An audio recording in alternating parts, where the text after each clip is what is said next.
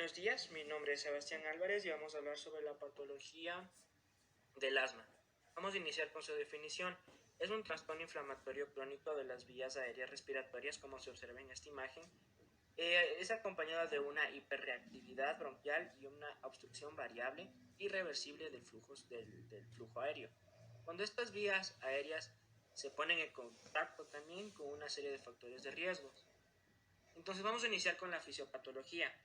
Como vemos aquí es una imagen que se le ve una vía aérea normal donde se aprecia perfectamente el calibre. Comparación con la otra es una vía aérea asmática donde hay una limitación al flujo de aire con producción de moco y crecimiento del epitelio.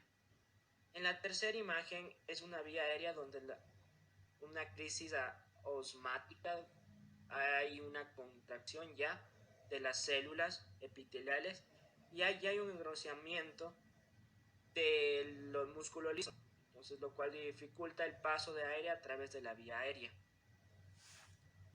En esta siguiente imagen lo que se puede observar es que en una vía normal no se reacciona de una manera muy violenta ante la presencia de alérgenos, de microbios, de virus y de factores ambientales, a comparación de una vía aérea osmótica en el cual se puede ver cambios estructurales importantes como un engrosamiento del epitelio, una infiltración de células de la inmunidad y una hipertrofia o una hiperplasia. Eso lo puedo observar aquí. También se ve el aumento de fibroblastos y una alteración en la matriz extracelular en su composición. Para explicar en esta imagen vamos a indicar que un alérgeno es captado por una célula especializada que son las células dendríticas. Estas células dendríticas son células presentadoras de antígeno en los cuales se van a llevar un linfocito T nativo, el cual es un TSD4. ¿Cómo se diferencia estos? Se diferencian en un TH2 y un TGPER2. A su vez, estos van a participar con unas interleucinas. Entre las más destacadas son las interleucinas 4, interleucinas 13, interleucinas 5, interleucinas 9 y 10, en los cuales estos van a estimular a las células B para que produzcan anticuerpos IgE. Estos se van a unir a las células de los mastocitos, favoreciendo la degranulación. Listo. Las interleucinas encargadas también del reclutamiento de los eosinófilos a las células del músculo liso. Esto es una inflamación de la vía aérea alérgica eosinofílica. Sin embargo, no es solo una alergia, sino que también se da por factores propio del epitelio, ya que contiene contaminantes externos. Entonces, estos pueden crear leucinas externas que van a ser las 33 y la 25, como se las aprecian acá, en cuales estos van a favorecer el reclutamiento de macrófagos y de las células natural killer. De la misma manera van a hacer el reclutamiento de los eosinófilos hacia las células del músculo liso. Entonces es así como se causa el engrosamiento de una vía aérea, donde cual se libera histamina y de los receptores H1. Entonces, en los receptores H1 intervienen procesos alérgicos como una respuesta inflamatoria, en los cuales vamos a tener una vasodilatación, el aumento de la permeabilidad muscular y una vasoconstricción. Y al final, en una fase de remodelación del asma, son cambios estructurales ya en las vías respiratorias, como se puede observar ya en la imagen, en el cual incluye fibrosis subepitelial, aumento de la masa del músculo liso, agrandamiento de las gránulas y neovascularización, en el cual estos cambios ya son irreversibles. Sus causas son factores desencadenantes del asma. Son tales como el palo de animal, cigarrillo, el humo, el polvo que está en la cama, en las almohadas, el polvo al barrer, oler sprays fuertes, el polen, el estado de ánimo, gripes, catarros, correr, hacer deporte y trabajo. Sus síntomas principales son la insuficiencia respiratoria, dificultad respiratoria, tos seca, tos nocturna, respiración sibilante y presión en el pecho. Para realizar el diagnóstico de asma se realiza una historia clínica, teniendo en cuenta los síntomas, los antecedentes familiares y personales. También se hace una exploración física completa sobre el paciente y se hace una prueba de función pulmonar, entre las cuales son la espirometría forzada con prueba broncodilatadora, en el cual permite confirmar el diagnóstico. En el tratamiento fisioterapéutico tenemos ejercicios de reeducación diafragmática, que son en diferentes posiciones que se le hace al paciente, trabajando los tipos de respiración, en que son inspirar y expirar.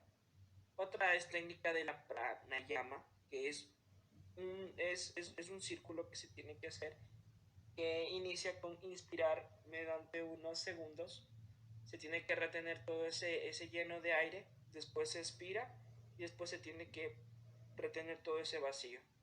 Este es un ejercicio muy bueno que se realiza mediante el yoga. Otro tratamiento médico son los corticosteroides inhalados, como se le ve en la imagen, y los modificadores de leucotrienos. A continuación la bibliografía. Muchísimas gracias. Buenas tardes, mi nombre es Alexis Arellano. A continuación, acerca de la neumonía. La definición de la neumonía. Como sabemos, la neumonía es una enfermedad que ocurre en el sistema respiratorio, que se manifiesta a través de una inflamación de los espacios alveolares que se encuentran en los pulmones de las personas. Las neumonías provocan infecciones de tipo agudo y pueden afectar a todo el lóbulo pulmonar o secciones de estos. La enfermedad puede ser tratada perfectamente si se detecta con prontitud, pero cuando se deja avanzar, esta puede ser mortal para las personas. De ahí la importancia de conocerla es saber sus síntomas y formas de tratamiento y cómo puede ser adquirida por las personas.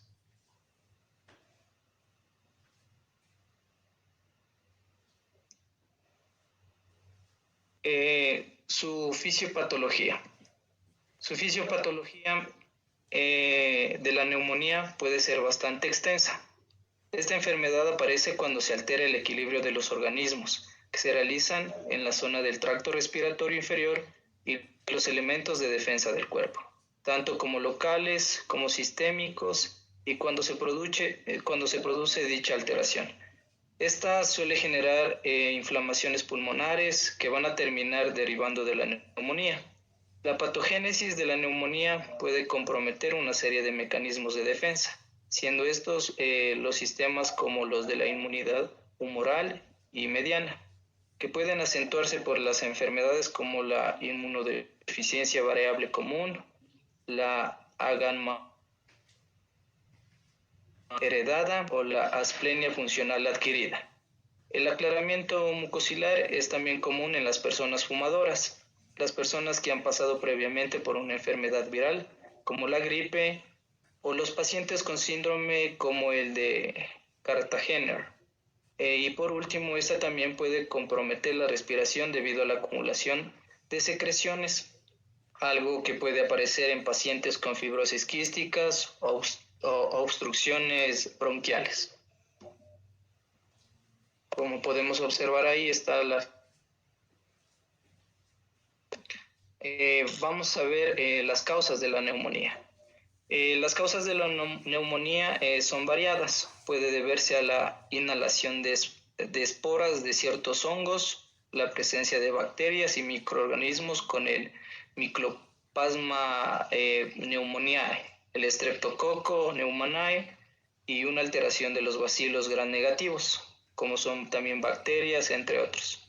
Algunas enfermedades y virus que pueden provocar también, como la influenza, es el virus sincitial y la Mycobacterium tuberculosis.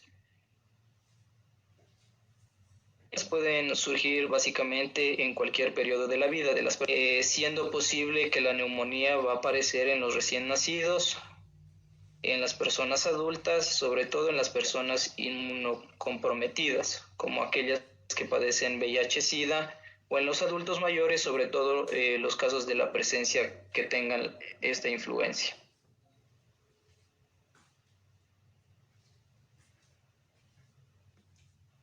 Sus síntomas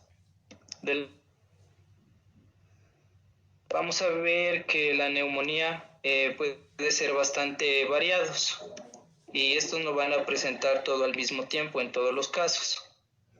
En términos generales, la neumonía suele aparecer justo después de una enfermedad viral como la gripe. Esta se va a confundir con una extensión de esta. Vamos a observar que hay fiebre en un síntoma común, dado el proceso inflamatorio en la infección que se sufre. Y a su vez la misma puede durar más de 3 días. Aquí la respiración es acelerada en estos casos por la reducción del espacio del órgano respiratorio y pueden provocar un hundimiento torácico en las personas. En los niños se puede presentar aleteo nasal y en la mayoría de los casos un quejido en el pecho que puede incluso oírse sin aparatos médicos especiales. La tos puede hacerse presente al igual que la secreción. Esta va a tener un color verde o marrón y en los casos más complejos puede también presentarse taquicardia en las personas con factores de riesgo. También incluso en la piel va a haber sensaciones frías y sobre todo que van a padecer en los niños. Sus métodos diagnósticos de la neumonía puede hacerse mediante al menos 5 formas. Vamos con la más común en la clínica del paciente, dado que los síntomas pueden ser bastante precisos para detectar correctamente la enfermedad sin más acciones.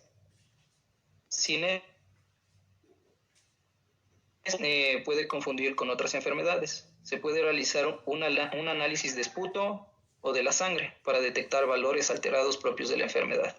Aquí, no obstante, que en la medicina moderna el método más común para detectar la enfermedad es la realización de una radiografía de tórax, con la que es posible detectar alteraciones de inflamación y obstrucciones del aparato respiratorio. Si esto último no se puede realizar por las complicaciones del paciente, puede optarse por un TAC, que es incluso más preciso. Los tratamientos médicos de la neumonía. Los tratamientos médicos convencionales son 2. El tratamiento mediante antibióticos orales, que serán recetados según las condiciones de la enfermedad y las limitantes de la condición física de la salud del paciente. O la hospitalización, la primera forma que se puede realizar desde el hogar y es el más común. Los médicos tratar el tratamiento y los pacientes pueden cumplirlos en sus hogares siguiendo ciertas restricciones como el beber agua fría o exponerse al aire frío. La hospitalización en estos casos más severos pueden incluir tratamiento con medicamentos más invasivos como es la intubación y colocación de ventiladores, entre otros. Tratamiento fisioterapéutico. En la fisioterapia puede ser tratado entre otras 2 formas. La primera es la fisioterapia torácica convencional, la cual consiste en la ejecución de ciertas maniobras mecánicas externas, como la percusión en el tórax, el drenaje postural y la vibración. Esto es con la finalidad de movilizar y de mejorar la manera de secreciones del paciente y así eliminarlas con mayor facilidad. Estas a su vez para que puedan respirar de mejor manera. Aquí esta terapia está recomendada para aquellos pacientes con dificultades para eliminar dicha secreción. Luego se tiene el tratamiento fisioterapéutico de manipulación osteopática, el cual se basa en la inhibición paraespinal y la elevación de las costillas. Aquí es la finalidad de proporcionar la expulsión de las secreciones en los pacientes.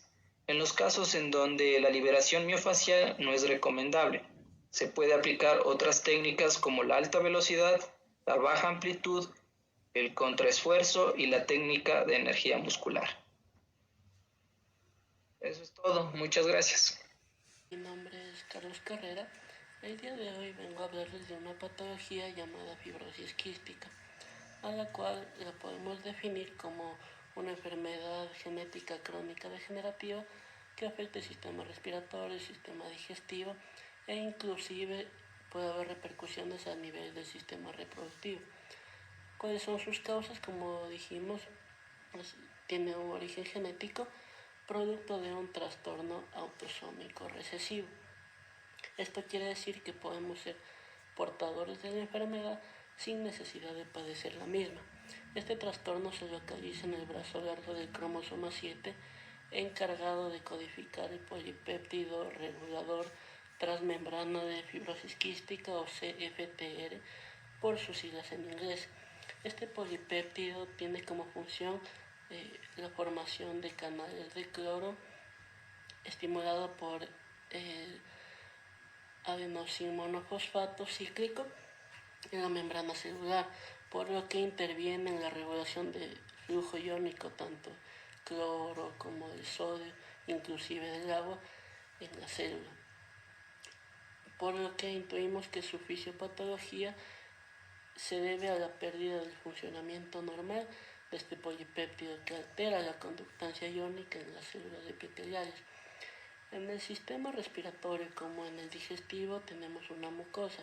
Esta mucosa debe estar en armonía iónica con las células de manera que haya buena conductancia. Al haber una alteración de este polipéptido, la conductancia no es buena y al faltar iones en la mucosa puede generarse que esta mucosa se espese, produciendo obstrucciones en las vías, por ejemplo, respiratorias. Estas obstrucciones pueden favorecer al surgimiento de bacterias, infecciones o respuestas inflamatorias en el sistema respiratorio.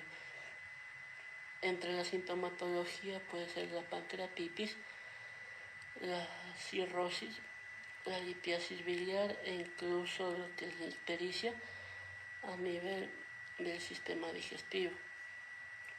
El paciente también puede presentar infecciones pulmonares recurrentes, sinusitis, tos crónica y pólipos nasales.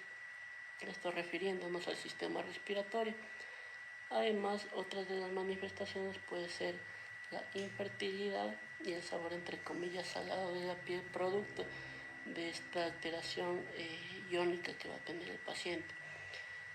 Para tener un diagnóstico acertado se puede apoyar de los siguientes métodos, dado que es muy común que esta enfermedad se la confunda, por ejemplo, con una neumonía.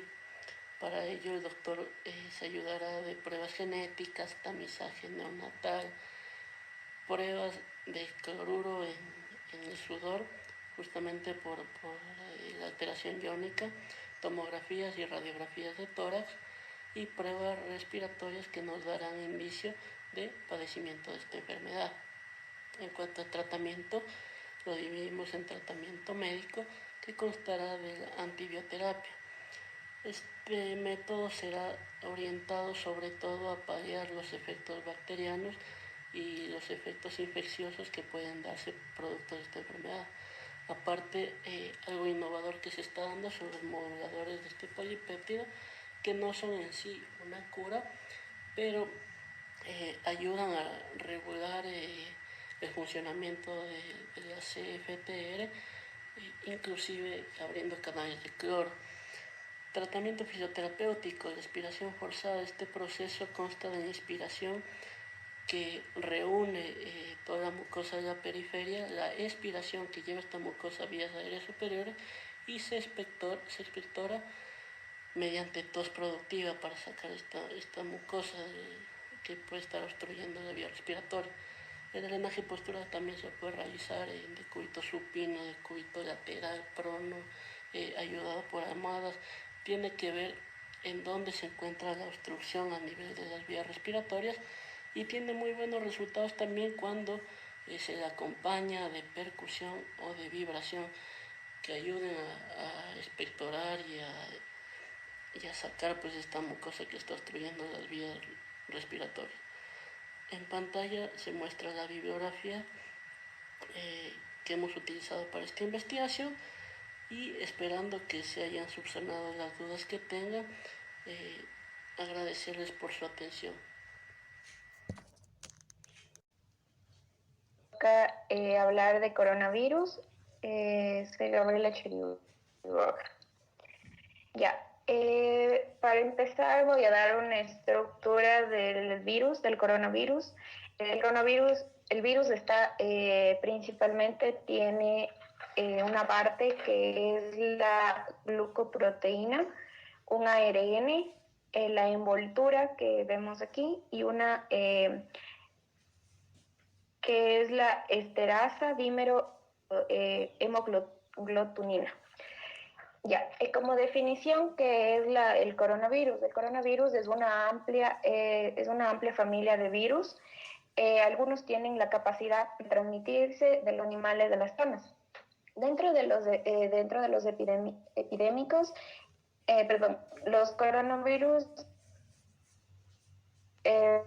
van a afectar a los humanos, que son endémicos y epidémicos. ¿Qué quiere decir endémicos?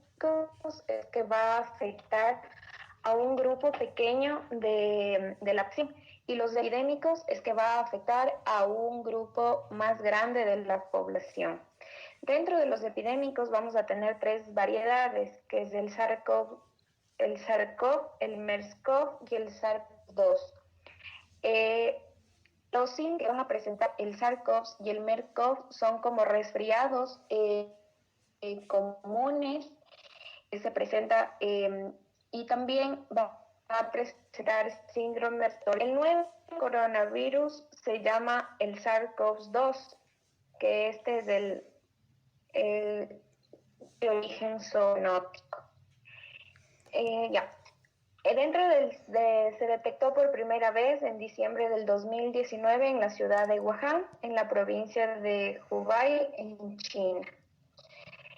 La OMS lo identificó como una emergencia de salud pública de preocupación internacional el 31 de enero del 2020. Como podemos observar aquí, China fue el primer país que infectó y todo esto afectó a todo el mundo.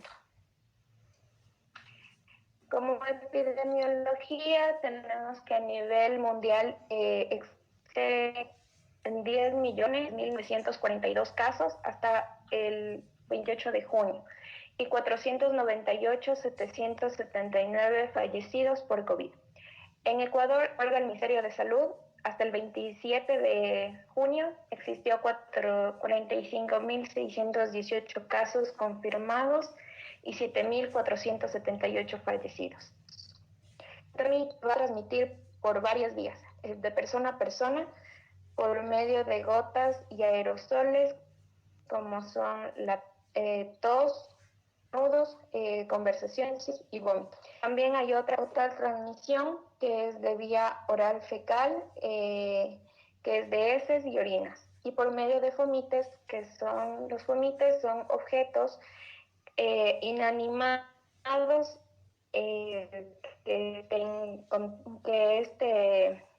por ejemplo, en los guantes va a vivir 8 horas, en papeles, en aluminio, en plástico. También va a ser nosocomial, esto quiere decir que se puede adquirir intrahospitalariamente. Ya. El virus SARS-CoV-2 es altamente contagioso, tiene un número de reproducción básico que es del R de alrededor de 2.5. La incubación media es de alrededor de 5 días desde el contacto con personas infectadas, que es de un rango de 2 a 14. ¿Qué quiere decir R? Medio de infecciones que un caso puede generar a lo largo del periodo infeccioso en una población sin inmunidad y no afectada. La fisiopatología, la teoría más aceptada es esta. El virus NA va a afectar a nuestras células a través de los receptores ECA2. Los ECA2 son la enzima convertidora de angiotensina. El virus inhibe a la angiotensina 2, impidiendo la formación de angiotensina 1. Como sabemos, la angiotensina 2 es vasodilatadora y la angiotensina 1 es vasoconstrictora. Luego de esto, el virus le inhibe a la angiotensina 2, impidiendo la formación de la angiotensina 1, y lo que va a producir es que una inhibición del mecanismo de vasodilatación va a producir la disminución de producción de óxido nítrico y también el aumento del estrés oxidativo. Todos los sistemas que tienen ECA2 pueden presentar síntomas del COVID, por ejemplo, en el tronco y en el córtex cerebral, en el bulbo olfatorio, en los pulmones, en el corazón y en el sistema digestivo. Otra fisiopatología básica que se produce por el SARS-CoV-2 es la respuesta inmune del huésped durante la infección del SARS-CoV-2. Que se produce por una infección vía aérea. El SARS-CoV-2 se encuentra en el aire, conduce a la infección de las células objetivo que expresa el ACE2, que ACE2, el ACE2 es las células alveolares de tipo 2 y otras células objetivas que son desconocidas. Las células infectadas por el virus pueden escapar a la IFN1, lo que resulta en una replicación viral incontrolada.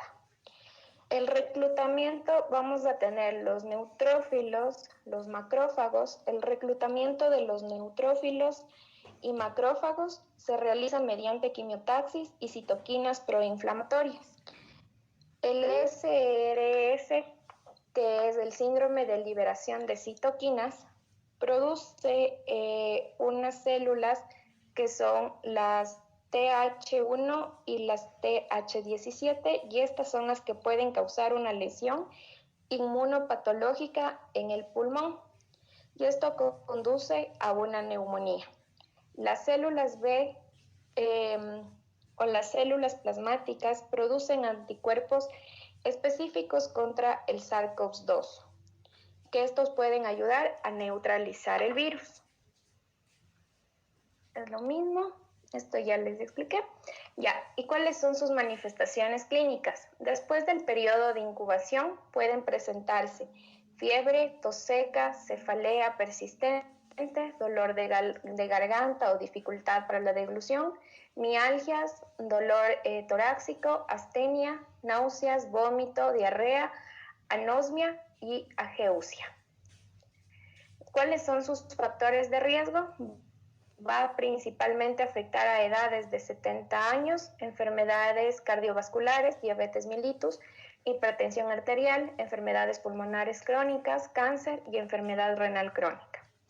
¿Cuál es su diagnóstico? El diagnóstico se va a realizar mediante exámenes de laboratorio clínico, en donde se va a encontrar una linfopenia, que esta va a ser causada por la infección del virus del SARS-CoV-2. Puede ser enzimas hepáticas elevadas, marcadores inflamatorios elevados, que es la PCR y la ferritina, lactato deshidrogenasa elevada, la LDH, dímero D elevado, tiempo de protrombina elevada, troponina elevada, creatinina fosfoquinasa elevada y las lesiones renales agudas. También se puede diagnosticar mediante imágenes de rayos X, rayos X de tórax, tomografía axial computarizada del tórax. Aquí podemos ver en el día 5, y acá podemos ver ya que está tomado más el pulmón en el día 10. Esta es otra de las pruebas es las pruebas serológicas, que se puede dar por RT-PCR de hisopado nasofaringio y orofaringio. El RT-PCR de esputo o lavado bronquioalveolar, IgM, las inmunoglobulinas, inmunoquimioluminiscencias, PCR cuantitativo en sangre, pruebas rápidas en sangre. ¿Cuáles son las complicaciones que puede tener? Insuficiencia respiratoria aguda, orsaz, sepsis, choque. ¿Cuál es el tratamiento médico? No existe un tratamiento específico. Se han probado varios medicamentos antivirales, retrovirales, antiparasitarios, inmunomoduladores, anticoagulación, pronación voluntaria, que se les pone en una posición prona, hospitalización, terapia intensiva. Listo. ¿Cuál es el tratamiento fisioterapéutico? Esto va a depender del estado del paciente, pero muchos autores recomiendan la movilidad temprana en pacientes en UCI, que esto se va a basar en 4 fases. La fase que el paciente se encuentra en cama y se debe lograr que el paciente se siente, controlando siempre la respiración del paciente. La fase 2 es que el paciente logre pararse y mantenerse de pie, de igual manera controlando los niveles de respiración. En la fase 3 el paciente ya puede caminar un poco, de igual manera controlando los niveles respiratorios. Y la fase 4 es cuando el paciente ya se sale de terapia intensiva y está para salir de hospitalización, donde hay que educarle para que pueda realizar las actividades de vida diaria, como subir gradas, bajar gradas, etc.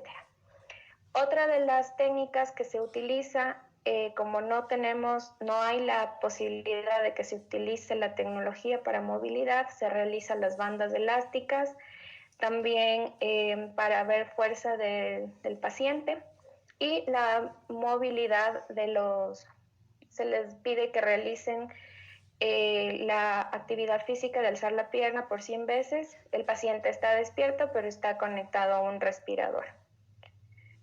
Otra de las técnicas del tratamiento es en la fisioterapia respiratoria, por lo que pasan conectados al ventilador mecánico, muchas veces va a haber un daño por la ventilación, y se les prepara para que exista una marcha con respiradores no invasivos. ¿Qué medidas se debe de prevención? Usar mascarilla, lavado de manos, aislamiento social, evitar aglomeraciones, conciencia social. Aquí tenemos eso y mi bibliografía. Gracias. La tuberculosis es una enfermedad multisistémica. Es una enfermedad infectocontagiosa causada por la bacteria Microbacterium tuberculosis. El mecanismo más frecuente de transmisión es la vía aérea al toser o estornudar. Esta enfermedad afecta el sistema respiratorio. Una persona puede contagiar de 15 a 20 personas por año. En el Ecuador presenta una tasa de incidencia de 34,53 por cada 100.000 habitantes.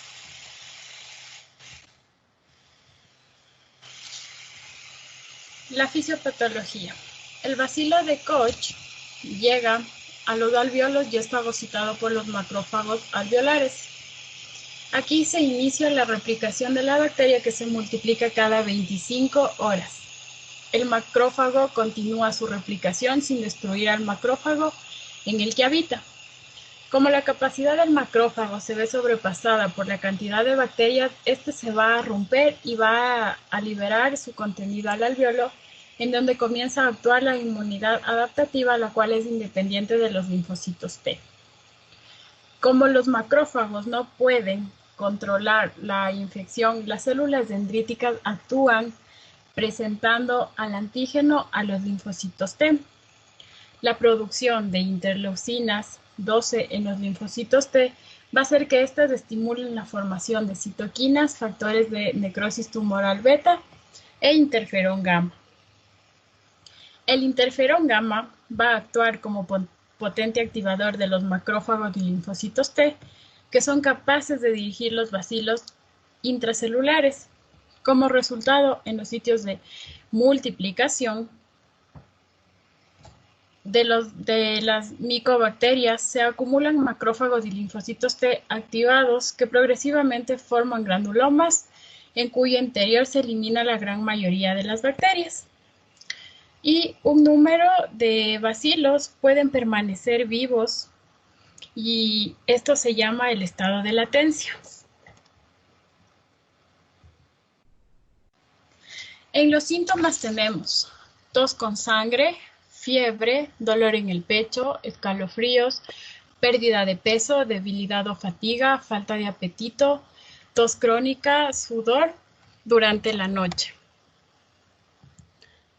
El diagnóstico, tenemos las pruebas radiológicas, cualquier lóbulo puede estar afectado, cavitaciones de predominio en lóbulo superior y segmento apical de lóbulos inferiores. En la muestra de esputo, para la toma de la muestra no es necesario una higiene bucal. Permite la obtención de bacilos y su identificación a través de su afinidad tintorial. Si no se consigue espontáneamente la muestra, se debe estimular de la siguiente forma, que se dan palmadas en la espalda tipo percusión y es en forma ascendente. El aislamiento de la Microbacterium tuberculosis se considera esto que es una técnica capaz de confirmar el diagnóstico. En los medios sólidos crece de color blanquecino agrupado en colonias, como se puede ver aquí, y parecen unas migas de pan. La prueba de la tuberculina. Esta se va a considerar positiva en el caso de ser mayor de 5 milímetros, como se observa aquí. El resultado positivo indica que se ha tenido contacto con la tuberculosis o que se ha recibido alguna dosis de vacuna.